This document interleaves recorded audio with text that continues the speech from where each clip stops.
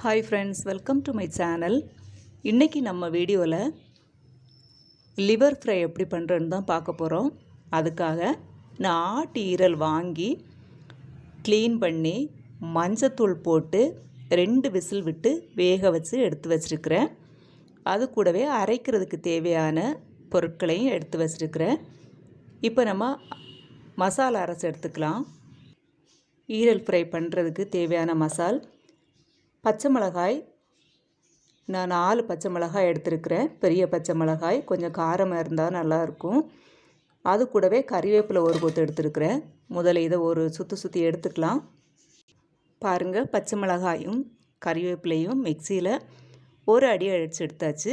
அது கூட நம்ம தேவையான அளவு தேங்காய் கொஞ்சம் அதிகமாக போட்டோன்னா கொஞ்சம் நல்லாயிருக்கும். அதுக்காக நான் தேங்காய் கொஞ்சம் அதிகமாகவே எடுத்துருக்கிறேன். இதையும் நம்ம மிக்சியில் ஒரு சுற்றி தான் எடுக்க போகிறோம். இது கூடவே பெருஞ்சீரகம் ஒரு அரை டீஸ்பூன் சேர்த்துக்கலாம். பாருங்கள், நம்ம அரைச்சி எடுத்தாச்சு, மசாலா அரைச்சி எடுத்தாச்சு. இப்போ நம்ம பேன் அடுப்பில் வச்சு தேவையான அளவு ஆயில் ஊற்றிக்கலாம். நான் கோகோனட் ஆயில் தான் ஊற்றிருக்கிறேன். ஒரு 3 டீஸ்பூன் அளவுக்கு கோகோனட் ஆயில் ஊற்றிருக்கிறேன். எண்ணெய் காஞ்ச உடனே கடுகு போட்டுக்கலாம்.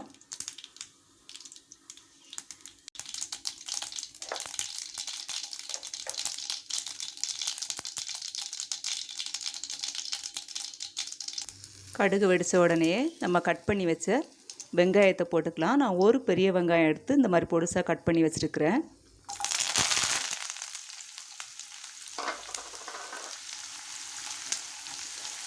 எண்ணெயிலே நல்லா வதக்கிக்கலாம்.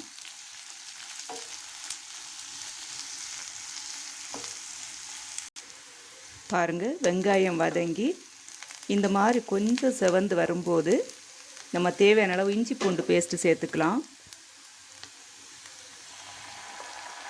நான் ஒரு 2 டீஸ்பூன் அளவுக்கு இஞ்சி பூண்டு பேஸ்ட்டு சேர்த்துருக்குறேன்.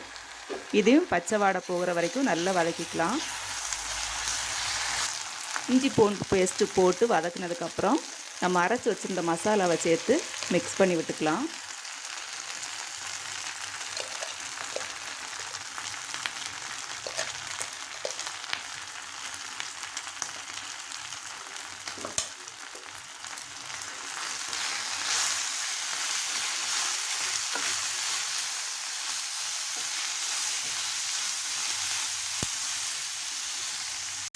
மசால் போட்டு வதக்கும்போது கொஞ்சமாக தண்ணி சேர்த்துக்கலாம். இது நான் ஈரல் வேக வச்ச தண்ணியை தான் இந்த மிக்ஸி ஜாரில் மசாலா கூட ஆட் பண்ணி சேர்த்துருக்குறேன்.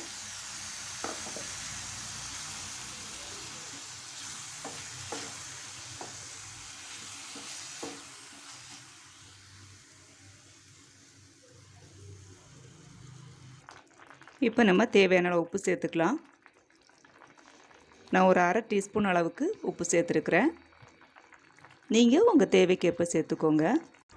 இப்போ இது கூடவே நம்ம வேக வச்சு எடுத்து வச்சுருக்கிற ஈரலை சேர்த்துக்கலாம். வேக வைக்கும்போதே மஞ்சத்தூள்லாம் நான் போட்டுட்டேன், அதனால் திரும்ப நான் மஞ்சத்தூள் போடலை. போட்டு நல்லா மிக்ஸ் பண்ணி விட்டுக்கலாம்.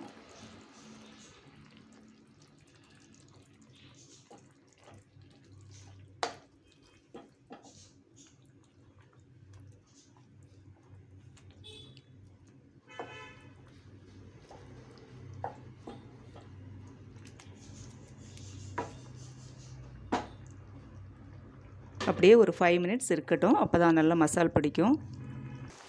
பாருங்கள், இதில் இருக்கிற நம்ம ஆட் பண்ண தண்ணி வத்துற வரைக்கும் மீடியம் ஃப்ளேம்லேயே நம்ம வச்சுக்கணும்.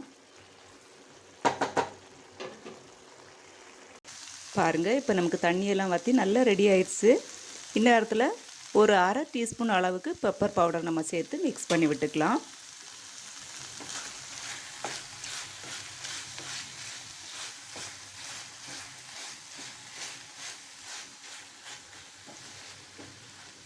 மிக்ஸ் பண்ணி விட்டாச்சு.